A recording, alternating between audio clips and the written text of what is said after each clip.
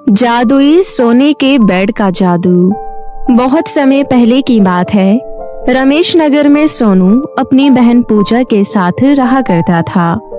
उनके माता पिता की मृत्यु बहुत समय पहले ही हो चुकी थी। तब से सोनू ही अपनी बहन पूजा का ध्यान रखा करता था। वो बहुत मेहनत किया करता था ताकि ज्यादा से ज्यादा पैसे कमा सके और अपनी बहन पूजा को कोई कमी ना होने दे। इसलिए उसने गरीब होने के बावजूद अपनी बहन पूजा का शहर के अच्छे और बड़े स्कूल में एडमिशन करा दिया था। उस स्कूल में शहर के सभी बड़े घरानों के बच्चे पढ़ा करते थे। पूजा ही अकेली ऐसी लड़की थी जो कि गरीब होने के बाद भी उस स्कूल में पढ़ती थी। स्कूल में पूजा की एक सहेली बन गई थी जिसका नाम मानसी था। मानसी शहर के एक बहुत बड़े जमींदार की बेटी थी। उसके माता पिता के पास रुपए पैसों की कोई कमी नहीं थी। उनका घर किसी महल से कम नहीं लगता था और इस वजह से मानसी को अपने अमीर होने पर बहुत घमंड भी था। मानसी बातों ही बातों में कई बार पूजा को नीचा दिखाने की कोशिश भी किया करती थी, लेकिन पूजा कभी भी उसकी बातों का बुरा नहीं मानती थी क्योंकि वो मानसी को दिल से अपनी सच्ची सहेली समझती थी। ऐसे ही दिन बीत रहे होते हैं और धीरे धीरे पूजा और मानसी की दोस्ती भी गहरी होती चली जाती है। लेकिन मानसी की अपनी हर चीज पर घमंड करने की आदत कम होने की बजाय वक्त के साथ और भी बढ़ती ही चली जाती है। और एक दिन जब मानसी का जन्मदिन होता है तो वो पूजा से कहती है, पूजा तुम्हें तो पता ही है कि आज मेरा जन्मदिन है, इसलिए मेरे माता पिता ने मेरे जन्मदिन पर एक बहुत बड़ी पार्टी का आयोजन किया है। तो मेरी पक्की मित्र हो, इसलिए मैं चाहती हूँ कि तुम भी मेरे जन्मदिन पर जरूर आओ। हाँ मानसी, मुझे अच्छे से याद है कि आज तुम्हारा जन्मदिन है। मेरी तरफ से तुम्हें जन्मदिन की ढेर सारी शुभकामनाएं। मैं तुम्हारे जन्मदिन की पार्टी में जरूर आऊंगी। आखिर ऐसा कैसे हो सकता है कि मेरे दोस्त का जन्मदिन हो और मैं ना आऊं? लेकिन पूजा, मैं तुमसे एक बात जरूर कहना चाहती हूँ कि तुम हमेशा की तरह सस्ते से कपड़े पहनकर मेरे घर मत आ जाना। रोज की बात तो अलग होती है, लेकिन आज मेरे जन्मदिन की पार्टी है। इसमें शहर के सारे बड़े बड़े लोग आएंगे जो कि बहुत महंगे महंगे गाड़ियों से और अच्छे अच्छे ब्रांडेड कपड़े पहनकर आएंगे। इसलिए तुम कोई अच्छी सी ड्रेस पहनकर आना ताकि तुम्हें उस पार्टी में अजीब ना लगे और कोई भी तुम्हें देखकर तुम्हारा मजाक ना बना पाए। ठीक है मानसी, मेरे पास जो भी सबसे अच्छी ड्रेस होगी मैं वही पहनकर तुम्हारे जन्मदिन की पार्टी में आऊंगी। अच्छा, अब मैं चलती हूँ ताकि शाम को तुम्हारी पार्टी में आने के लिए तैयार हो सकूं। ठीक है, तुम भी जाओ और मैं भी चलती हूँ ताकि घर जाकर मैं भी अपने जन्मदिन के लिए तैयार हो सकूं। इतना कहकर पूजा और मानसी दोनों अपने अपने घर चली जाती है। पूजा घर जाकर अपनी अलमारी खोलकर उसमें से अपने लिए एक अच्छी सी ड्रेस सिलेक्ट कर लेती है, जिसे पहनकर वो शाम को मानसी के जन्मदिन की पार्टी में जाती है। लेकिन जब वो मानसी के घर पहुंचती है तो वहां का नजारा देखकर हैरान हो जाती है क्योंकि उसने पहले कभी भी इतनी शानदार पार्टी देखी ही नहीं थी। वो जैसे ही पार्टी में अंदर जाती है वहां मौजूद बाकी सभी बच्चे उसका मजाक उड़ाने लगते हैं और कहते हैं, अरे देखो ये लड़की पार्टी में कैसी ड्रेस पहनकर आई है। अब इनके जैसे लोग भी इतनी बड़ी बड़ी पार्टियों में आएंगे तो हमारा क्या होगा। अरे ये लड़की कोई पार्टी में जन्मदिन के लिए थोड़ी ना आई है, शायद ये यहाँ काम करने वाले किसी नौकर या नौकरानी की बेटी है जो यहाँ मदद के लिए आई होगी और इसलिए तो इसने ऐसे लोकल और सस्ते कपड़े पहन रखे हैं। पार्टी में मौजूद बाकी बच्चे जब पूजा का मजाक बना रहे होते हैं तभी मानसी वहाँ आ जाती है और पूजा को पकड़कर अपने साथ अपने कमरे में ले जाती है और उसे अपनी एक ड्रेस देते हुए कहती है, पूजा, मैंने तुम्हें पहले ही कहा था कि तुम मेरे जन्मदिन की पार्टी में कोई ढंग की ड्रेस पहनकर आना, लेकिन मेरे इतना कहने के बाद भी तुम इतने अजीब से कपड़े पहनकर आ गई हो। इस वजह से सभी तुम्हारा मजाक बना रहे हैं और तुम्हारे चक्कर में मेरी पार्टी खराब भी हो सकती है। अब ये लो मेरी ड्रेस और अपने कपड़े चेंज करके मेरे साथ पार्टी में वापस चलो। मानसी, मैंने बिल्कुल नहीं सोचा था कि ऐसा होगा। मैंने अपनी अलमारी में रखी सबसे अच्छी ड्रेस निकाल कर ही पहनी थी ताकि मेरी वजह से तुम्हें कोई परेशानी ना हो, लेकिन तुम तो जानती ही हो कि मैं तुम्हारे जितनी अमीर नहीं हूँ। इसलिए मेरे पास इतनी अच्छी ड्रेसेस नहीं थी। इसके बाद पूजा और मानसी दोनों मानसी के जन्मदिन की पार्टी में जाती हैं और फिर मानसी अपने जन्मदिन का केक कट कर लेती है। जन्मदिन की पार्टी खत्म होने के बाद जब पूजा अपने घर वापस जाने लगती है, तभी अचानक जोरों की बारिश होने लगती है, जिसकी वजह से पूजा घर नहीं जा पाती। तो मानसी उससे कहती है, ऐसे कर पूजा, तू आज रात मेरे साथ मेरे घर पर ही रुक जा, क्योंकि इतनी बारिश में तो तू वैसे भी नहीं जा पाएगी और तू अपने भाई को बताकर तो आई ही थी, तो इसलिए उसे भी कोई दिक्कत नहीं होगी और फिर इसी बहाने तुझे मेरे घर के मखमली बेड पर सोने का भी मौका मिल जाएगा। वैसे कौन सा तुझे जीवन में कभी इतने मुलायम और मखमली बेड पर सोने का मौका पहले मिला होगा, और शायद ना ही आगे कभी मिल पाएगा। पूजा को मानसी की कही हुई बात बहुत बुरी लगती है, लेकिन बारिश की वजह से उसे मजबूरी में उसके घर ही सोना पड़ता है। जब वो मानसी के घर के मखमली बेड पर सोती है तो उसे सच में बहुत अच्छा महसूस होता है और लेटते ही उसे गहरी नींद आ जाती है।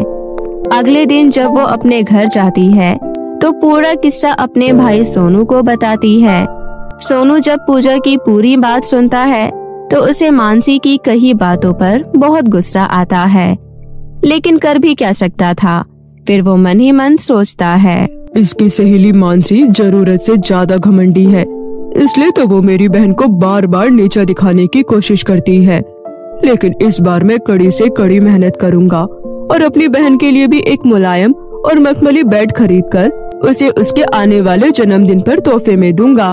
उस दिन के बाद से सोनू बहुत ही ज्यादा मेहनत करने लगता है और धीरे धीरे करके 5,000 रुपए इकट्ठे कर लेता है और अपनी बहन पूजा के लिए मुलायम और मखमली बेड खरीदने के लिए दुकान पर पहुंच जाता है। वहां पहुंचकर जब वो दुकानदार से बेड का रेट पूछता है तो दुकानदार उससे कहता है, हमारे यहाँ पर एक से एक अच्छे और शानदार बेड मिलते हैं, जिनकी कीमत 10,000 से लेकर 2 लाख रुपए तक है। तुम बताओ तुम्हें कौन सा बेड चाहिए? भाई साहब, मेरे पास केवल 5,000 रुपए हैं। क्या इतने पैसों में कोई बेड नहीं मिलेगा आपके यहाँ पर? जब तुम्हारे पास पैसे ही नहीं है तो क्यों सुबह सुबह मेरा दिमाग खराब करने के लिए चले आए हो? कोई और नहीं मिला तुम्हें जो मेरा मूड खराब करने के लिए यहाँ चले आए? जाओ कहीं और जाकर अपने लिए इतने पैसों का बेड खरीद लो। मेरी दुकान पर सस्ता और लोकल माल नहीं मिलता। सोनू और भी कई सारी दुकानों पर जाता है, लेकिन उसे इतने कम पैसों में एक भी बेड नहीं मिलता और हर कोई उसे अपनी दुकान से भला बुरा कहकर भगा देता है। इस वजह से वो बहुत परेशान हो जाता है और मन ही मन सोचने लगता है, मैंने अपनी बहन की सभी इच्छाओं को पूरा किया, लेकिन लगता है इस बार मैं उसे उसके जन्मदिन पर उसका पसंदीदा मखमली बेड नहीं दे पाऊंगा। ये सोचकर सोनू बहुत दुखी हो जाता है और सोचते सोचते चलने की वजह से उसे पता ही नहीं चलता कि कब वो जंगल में चला जाता है। वहाँ पहुँचने के बाद जब उसे होश आता है तो उसे एहसास होता है कि वो जंगल में खो चुका है और घर वापस जाने का कोई भी रास्ता उसे नहीं मिलता। तो वो एक पेड़ के नीचे बैठकर रोने लगता है। उसके रोने की आवाज सुनकर पेड़ में से एक जिन बाहर आता है और उसे कहता है, बेटा तुम रोना बंद करो, मैं एक जादुई जिन हूँ। मैं तुम्हें इस जंगल से भी बाहर निकाल दूंगा और जो मखमली बेड तुम अपनी बहन को जन्मदिन पर देना चाहते हो उससे भी कई गुना अच्छा, खूबसूरत और मखमली सोने का बेड मैं तुम्हें दूंगा। क्या सच में आप ऐसा कर सकते हैं या आप भी मेरी गरीबी का मजाक उड़ा रहे हैं, जैसा कि बाकी सभी लोगों ने आज मेरे साथ किया? सोनू की बात सुनकर जिन बहुत तेज तेज हंसता है और उसके बाद वो अपनी जादुई छड़ी घुमाता है। तभी वहाँ पर एक जादुई सोने का बेड आ जाता है, जिसे देखकर सोनू की आंखें खुली की खुली रह जाती है। जिन्न सोनू से कहता है, सोनू ये एक जादुई सोने का बेड है और इस बेड की खासियत ये है कि इस बेड पर लेटकर तुम अपनी जो भी इच्छा मन में सोचोगे वो तुरंत ही पूरी हो जाएगी। तो अब तुम इस बेड पर लेटकर जो मांगना चाहते हो वो मांग सकते हो। जिन की बात सुनकर सोनू पहले तो जिन का बहुत बहुत धन्यवाद करता है और उसके बाद वो उस जादुई सोने के बेड पर लेटकर अपने घर जाने की इच्छा प्रकट करता है। जैसे ही वो ये बात मन में सोचता है, तुरंत वो बैट जंगल से गायब होकर उसके घर में पहुंच जाता है। अपने घर पहुंचकर सोनू बहुत खुश होता है और सारी बात अपनी बहन को बताता है। उस दिन के बाद से दोनों भाई बहन को जब भी किसी चीज की जरूरत होती तो वे उस जादुई सोने के बेड पर लेटकर उससे मांग लेती।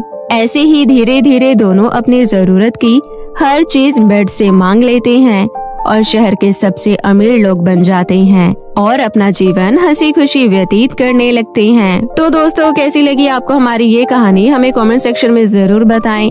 अगर आपको हमारी ये कहानी पसंद आई है तो हमारे चैनल को लाइक और सब्सक्राइब करें। मणिपुरम नाम के एक गांव में एक सरला नाम की औरत रहती थी। वे नदी से मछलियां पकड़कर शहर में बेचने का काम किया करती थी। सरला बहुत गरीब थी। सरला एक बहुत ही अच्छी औरत थी। गांव का हर एक व्यक्ति सरला को बहुत पसंद किया करता था। वो लोगों की मुसीबतों में उनका साथ दिया करती थी। उसकी एक पोती थी जिसका नाम मनीषा था। एक दुर्घटना के कारण उसके बहू और बेटे की मौत हो गई। उसके बाद सरला ने ही नदी से मछलियां पकड़कर शहर में बेचकर पैसे कमाकर मनीषा को पढ़ाया। एक दिन मनीषा स्कूल से रोते हुए घर आती है और अपनी दादी से कहती है, दादी, आज मुझे मेरी टीचर ने पूरा दिन स्कूल में खड़ा रखा क्योंकि मेरी 3 महीने की फीस स्कूल में नहीं गई है। दादी, आप मेरी स्कूल की फीस कब भरोगे? बेटी, जैसे ही मेरे पास पैसे आएंगे मैं तेरे स्कूल की फीस भर दूंगी। कल सुबह मैं जल्दी जाकर नदी से ढेर सारी मछलियाँ पकड़ लूंगी और उन्हें बेचकर तेरी फीस भर दूंगी। अच्छा ठीक है दादी, कल मैं स्कूल की छुट्टी कर लेती हूँ, जिसके बाद हम दोनों नदी से मछलियाँ पकड़ेंगे और फिर उन्हें बेचकर पैसे आ जाएंगे और मेरी मदद से आप ज्यादा मछलियाँ भी पकड़ लोगी। अरे नहीं नहीं बेटी, मैं तुझसे कोई भी काम नहीं करवाना चाहती। तू सिर्फ पढ़ाई कर और सिर्फ पढ़ाई पर ध्यान दे। तू देख लेना, मैं तेरे को एक दिन अफसर बना कर ही रहूंगी। ये मेरा वादा है तुझसे। अपनी दादी की बात सुनकर मनीषा बहुत खुश हो जाती है। उसके बाद अगली सुबह दादी जल्दी उठकर नदी किनारे जाकर मछलियाँ पकड़ने लगती है। लेकिन तभी उनकी नजर नदी के बीच में पड़ती है, जहाँ नदी में ढेर सारा कूड़ा पड़ा होता है। कितने मतलबी लोग हैं। नदी से मछलियाँ तो पकड़ लेते हैं लेकिन नदी में गंदगी फैलाकर चले जाते हैं।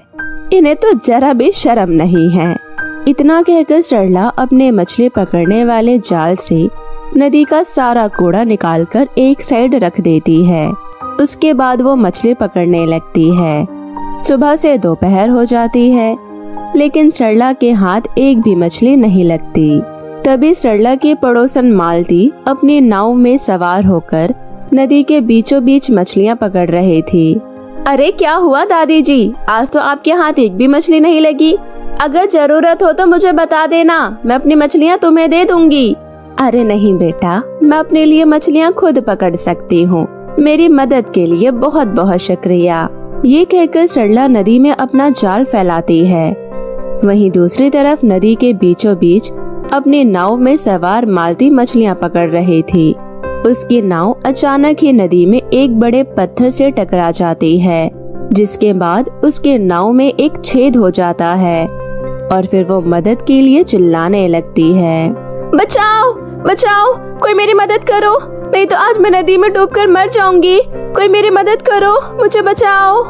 अरे ये क्या, मालती तो नदी में डूब रही है, मुझे उसकी मदद करनी चाहिए।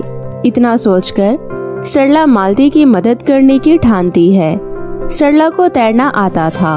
वो बिना सोचे समझे नदी में कूद जाती है और वो मालती को बचाकर नदी से बाहर ले आती है। अरे मालती, उठो मालती, उठो, तुम्हें कुछ नहीं हुआ। ऐसा कहकर सरला मालती के सीने पर हाथ रखकर उसके मुंह से पानी निकालती है, जिसके बाद मालती को होश आ जाता है। सरला मालती को उसके घर तक छोड़कर आती है, जिसके बाद मालती अपनी सारी मछलियाँ सरला को दे देती है।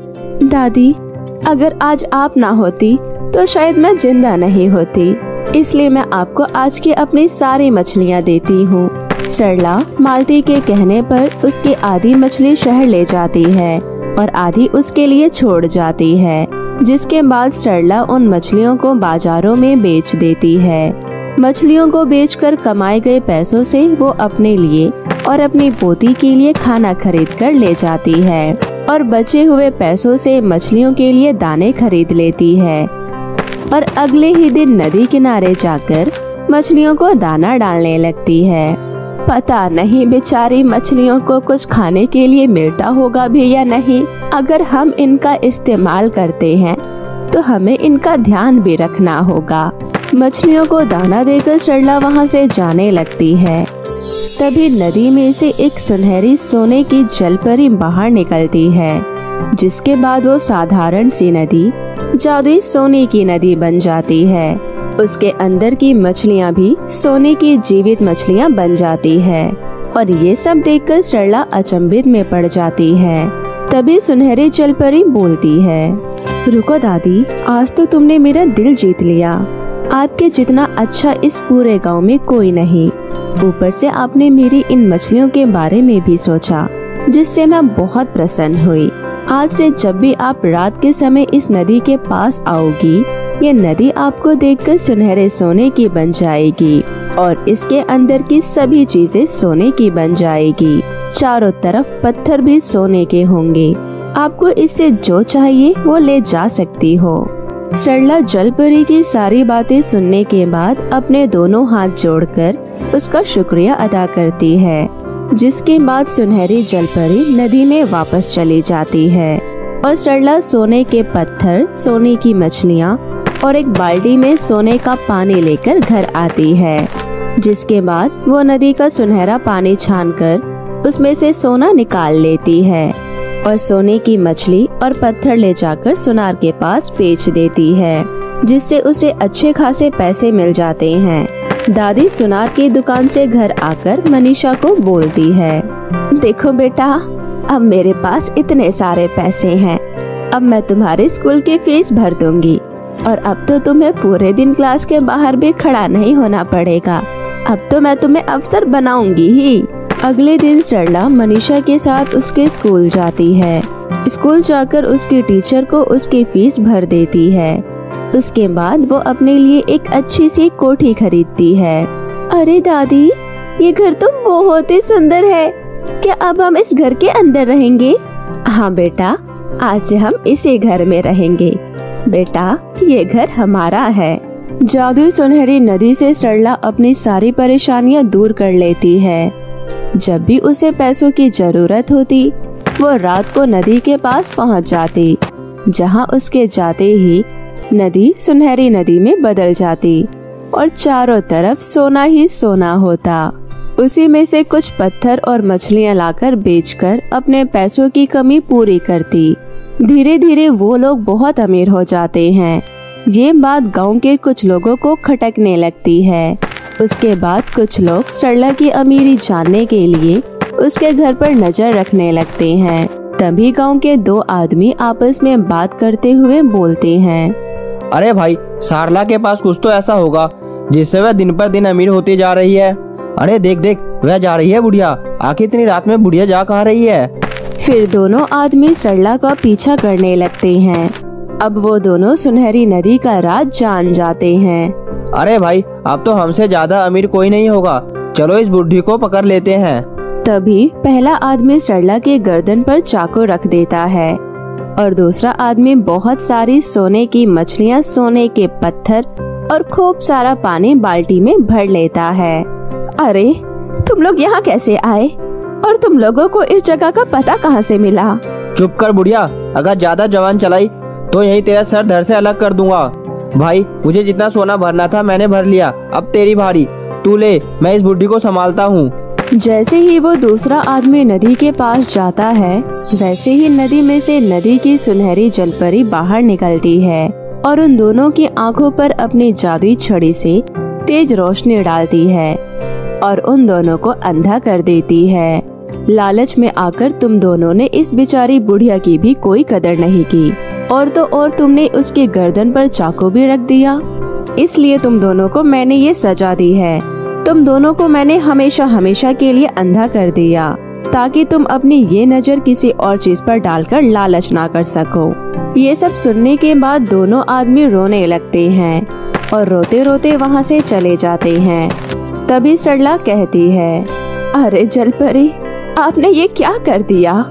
वो बेचारे अपना जीवन कैसे बिताएंगे बिना आँखों के? सरला, तुम बहुत दयालु हो। मुजरिम को उसकी सजा देना बहुत जरूरी होता है, वरना वे ऐसी गलतियां कई बार करेंगे। आज से मैं ये वरदान खत्म करती हूँ। अब तुम अपना जीवन आराम से व्यतीत कर सकती हो। आपने मेरे लिए इतना किया, मैं उसके लिए बहुत आभारी हूँ। अब आपने जैसा कहा मैं बिल्कुल वैसा ही करूँगी, और जो मुझे आपकी मदद से मिला है उससे मैं गरीबों की भी मदद करूँगी। ये कहकर सरला अपने घर चली जाती है और उसके बाद से वो गरीबों की खूब मदद करती है और अपनी पोती मनीषा के साथ हंसी खुशी रहने लगती है। कुएं में कूद जाती है और जब वो अपनी आंखें खोलती है तो अपने आप को एक अनोखी दुनिया में पाती है। अरे वाह, कितनी सुंदर जगह है, एकदम स्वर्ग की तरह। कुएं के अंदर इतनी खूबसूरत दुनिया है, माँ ने पहले तो नहीं बताया। अनोखी दुनिया। किशनगंज नगरी में राधा अपने पिता और अपनी सौतेली माँ निर्मला के साथ रहती थी। निर्मला की अपनी एक सगी बेटी थी कोमल। वो अपनी सगी बेटी कोमल से बहुत प्यार करती और राधा से उतनी ही नफरत करती। एक दिन निर्मला बाहर बैठकर खाना बनाने के लिए लकड़ियाँ काट रही थी। कोमल, ओ कोमल, थोड़ा पानी दे तो कोमल, प्यास के मारे गला सूखा जा रहा है। निर्मला अपनी सगी बेटी कोमल को आवाज लगाने लगती है, पर कोमल गहरी नींद में सो रही होती है। तो राधा उठकर अपनी माँ को पानी देने जाती है। ये लो माँ, कोमल सो रही थी इसलिए मैं आपके लिए पानी ले आई।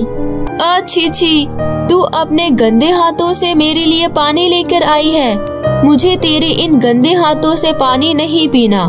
अपनी माँ को तो खा गई, अब क्या पता इस पानी में कुछ मिलाकर मुझे भी मारना चाहती है। नहीं चाहिए मुझे तेरे हाथ का पानी। इतना बोलकर निर्मला उसका लाया हुआ पानी गिरा देती है। ये देखकर राधा बहुत ही दुखी हो जाती है। ए, तूने रसोई के सारे बर्तन तो धो लिए ना? हाँ माँ। ठीक है, अब ये सारी लकड़ियाँ काट कर रख देना। क्या मुसीबत है, कब इससे छुटकारा मिलेगा पता नहीं। इतना बोलते ही निर्मला वहाँ से चली जाती है और राधा चुपचाप मायूस होकर लकड़ियाँ काटने लगती है। निर्मला रसोई घर में जाकर देखती है तो पीने के लिए पानी खत्म होता है। हे भगवान, इस लड़की को दिखता नहीं है क्या कि रसोई घर में पानी खत्म है? अरे ओ कलमुही। हाँ माँ, मैं पूछती हूँ, तुझे दिखता नहीं है क्या? अब कुएं से पानी भी भरकर मुझे लाना पड़ेगा। नहीं नहीं माँ, मैं करती हूँ ना, मैं लेकर आती हूँ कुएं से पानी। इतना बोलकर राधा बाल्टी लेकर कुएं से पानी भरने चली जाती है। वो जैसी ही कुएं से पानी भरने के लिए बाल्टी अंदर डालती है, उसकी रस्सी टूट जाती है और बाल्टी कुएं में गिर जाती है। ये देखकर राधा बहुत घबरा जाती है और मायूस होकर घर पहुंचती है। क्या हुआ, तू पानी भरकर नहीं लाई? वो माँ, पानी की भार से रस्सी टूटकर कुएं में गिर गई। क्या कहा तूने? बाल्टी को कुएं में गिरा दिया? अब जा, कैसी भी करके कुएं से बाल्टी बाहर लेकर आ। बिना बाल्टी लिए घर मत आइयो, नहीं तो तेरी टांगे तोड़ दूंगी, समझी? मुझसे गलती हो गई माँ, आंसू बहाने से कुछ नहीं होने वाला। मैंने कहा ना, जा जल्दी से बाल्टी लेकर आ। माँ की बात सुनकर निर्मला रोते हुए कुएं के पास पहुँचती है और बिना कुछ सोचे वो बाल्टी लेने के लिए कुएं में कूद जाती है। और जब वो अपनी आंखें खोलती है तो अपने आप को एक अनोखी दुनिया में पाती है। अरे वाह, कितनी सुंदर जगह है, एकदम स्वर्ग की तरह। कुएं के अंदर इतनी खूबसूरत दुनिया है, माँ ने पहले तो नहीं बताया। इतना बोलकर राधा आगे बढ़ने लगती है। बहुत देर से चलने के कारण राधा बहुत थक जाती है और वो एक पेड़ के नीचे बैठ जाती है। राधा को बहुत भूख भी लग रही होती है।